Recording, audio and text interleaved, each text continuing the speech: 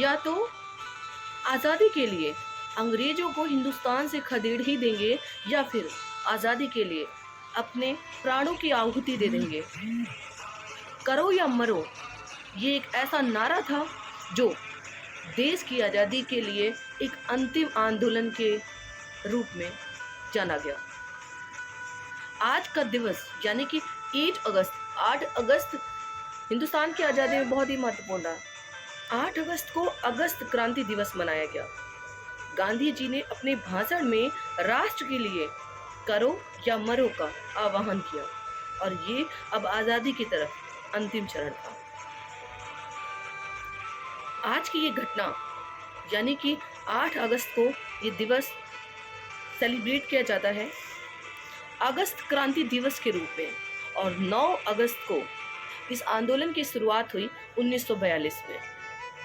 आज का दिवस, क्योंकि हम लोग 15 अगस्त को स्वतंत्रता दिवस मनाते हैं। आइए जानते हैं भारत छोड़ो आंदोलन के पीछे कारण क्या था। भारतीय राष्ट्रवादी इस बात से नाराज थे कि भारत के ब्रिटिश गवर्नर जनरल लॉर्ड लिनाथली-थगो ने उनसे परामर्श किए बिना भारत को द्वितीय विश्व युद्ध में शामिल कर लिया। अंग्रेजों ने राष्ट्रवादियों का सहयोग प्राप्त करने के लिए क्रिप्स मिशन भेजा, जो विफल रहा, और कांग्रेसों ने क्रिप्स योजना को खारिज कर दिया। अंग्रेजों द्वारा भारत को कोई स्वशासन नहीं दिया जा रहा था, और इसलिए इसने भारत छोड़ो आंदोलन का नेतृत्व किया। भारत छोड़ो आंदोलन के दौरान बहुत सारी ऐसी घटनाएं हुई, बहुत सारे लोगों की प्राणों की आहुति लगी।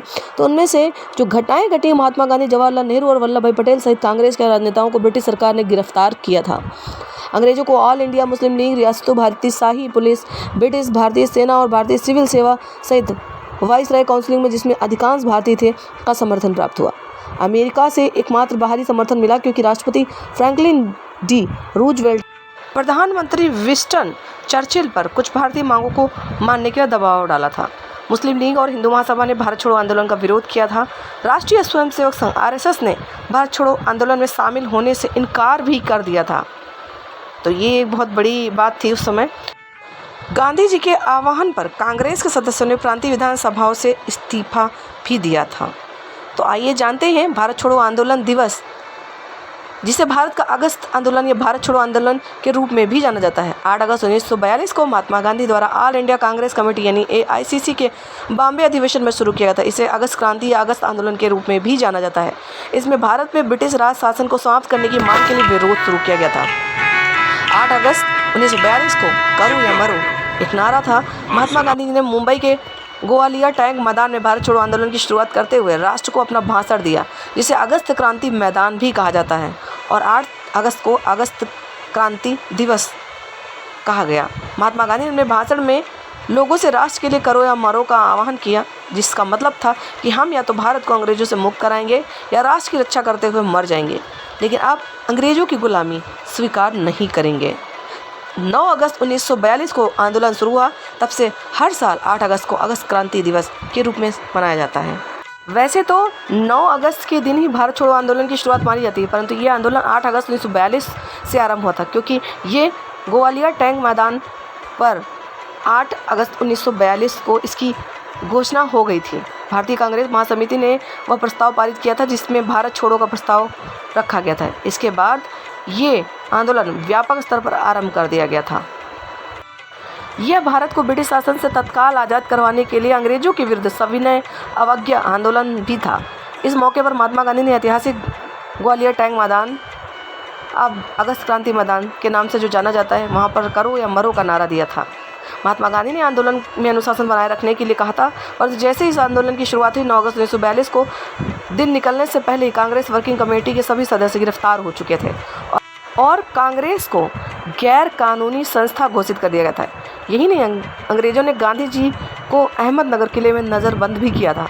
महात्मा गांधी को नज़रबंद किया जाने का समाचार देश भर में हड़ताल और तोड़फोड़ की कार्यवाहियाँ शुरू हो गई।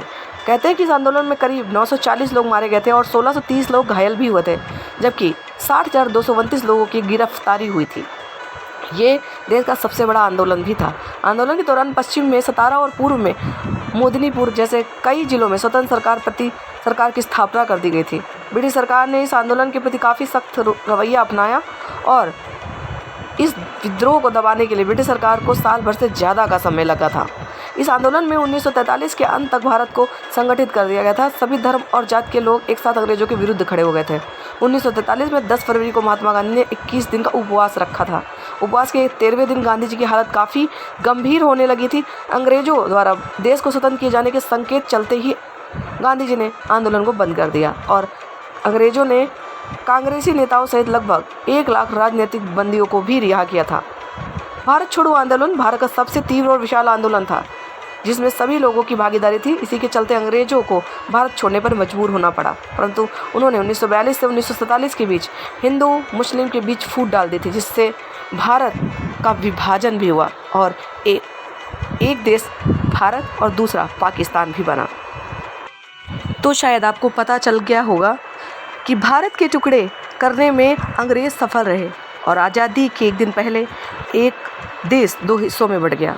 ये देश के लिए काफ़ी दुखद और असहनीय दर्द था, लेकिन फिर भी आज़ादी अंग्रेजों से मिली, जिसके लिए ना जाने कितने युवाओं ने जान की बाजी लगाई, कितने लोग जेलों में रहे, कितने लोगों का संघर्ष रहा इस आज़ादी में।